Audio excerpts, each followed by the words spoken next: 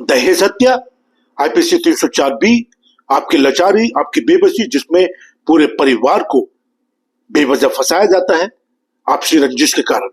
जी हाँ, ये एक्ट और फैक्ट और द टैक्ट, ये तीन चीजें बहुत इंपॉर्टेंट है आपके केस के अंदर। मैं गारंटी और बड़ी जिम्मेदारी के साथ कह रहा हूं, आप केस कभी नहीं हार सकते।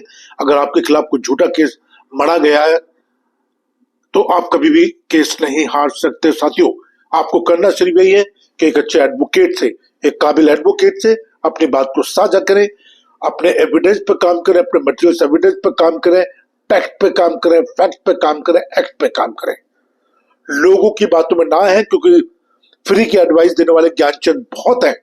आपको यूट्यूब पे भी लाखों की तादाद में वीडियोस मिलेंगी, बट आपको अपना दिमाग अप्लाई करना है। मैं मान सकता हूं आपकी लाचारी, बेबसी, परेशानी, financial issue, but you have to be very careful. You have to choose a very, very good advocate who understand your charge sheet, you understand your FIR, who understand your other reports as well. It may be a medical report, FSL report, VISTA report, whatever. तो एक अच्छे advocate से बातचीत कीजिए, एक learning advocate से बात कीजिए। बार बार करो, क्योंकि एक गंभीर अपराध है। जब आप किसी अच्छे डॉक्टर के पास जाते हैं, उसकी सलाह पे चलते हैं, तो इलाज भी अच्छा होता है। इसलिए एक अच्छे एडवोकेट से अगर आप बात करते हैं, अपने साक्ष्य, अपनी दिल की बात, क्योंकि एक चीज बहुत क्लियर है कि अगर आपने अपराध नहीं करा है तो आपको डरने की जरूरत नहीं है। और अपराध के बारे में सिर्फ दो लोग जानते हैं, या तो वो जो अपराध करता है या वो जिस पर अपराध होता है। तो वकील क्या करते हैं? वकील उसको कानूनी जामा पहनाते हैं, दैट्स इट, ठीक है। बट वकीलों का इस कानून से आगे भी एक जिम्मेदारी है, वो है सामाजिक जिम्मेदारी। तो इसमें सबसे इंपॉर्टेंट चीज यही है कि आप अच्छे एडवोकेट से बात करें और सच्चाई से बात करें, ईमानदारी से बात करें। और मैं दावे और जिम्मेदारी के साथ कह रहा हूं, वो आपको सही एडवाइस देगा। अब सही एडवाइस वो आपको तब देगा अगर उसको इस केस के बारे में नॉलेज होगी, या कानून के बारे में नॉलेज होगी, आईपीसी 304 बी के बारे में नॉलेज होगी, या कितने जजमेंट अभी तक लैंडमार्क जजमेंट सुप्रीम कोर्ट ने दिया उसके बारे में नॉलेज होगी। तो वो आपको एक सही एडवाइस दहेज हत्या के बारे में दे पाएगा। और क्योंकि मैंने देखा है कि पूरे के पूरे परिवार को फंसा देते हैं, जिनका इस केस से कोई लेना नहीं, कोई देना नहीं। और सुप्रीम कोर्ट ने कई बार कहा है कि दहेज हत्या उसको माना जाएगा जिसमें दहेज हत्या की डिमांड की गई हो, जिसमें हत्या से पहले या वो लड़की ने अगर सुसाइड करा है या जहर खाया, उसमें और डिमांड में नजदीक क्या हो।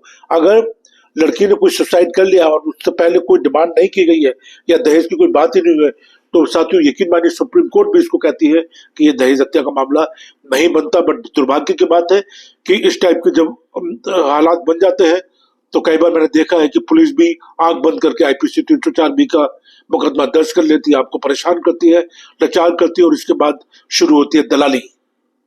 बहुत सारे ज्ञानचंद ऐसे आ जाते हैं कि आप 5 लाख दे दीजिए। इवन जो लड़की के फैमिली के लोग होते हैं, वो लोग भी दलाल के रूप में आ जाते हैं, वकील के थ्रू आ जाते हैं कि 5 लाख दे दीजिए, 10 लाख, अपनी बेटी का सौदा करते हैं, 5 लाख दे दीजिए, 10 लाख दे दीजिए, 20 लाख दे दीजिए, मुकदमा वापस ले लेंगे, हम FIR वापस ले लेंगे।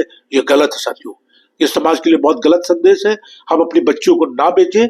अगर संदिग्ध अवस्था में आपकी बेटी की हत्या हुई है तो आईपीसी 304 बी का मामला बनता है, वो भी जांच का विषय बनता है। कारण कुछ भी हो सकते हैं, बिना जांच के ये तय करना गलत है कि आईपीसी 304 बी का मामला बनता है।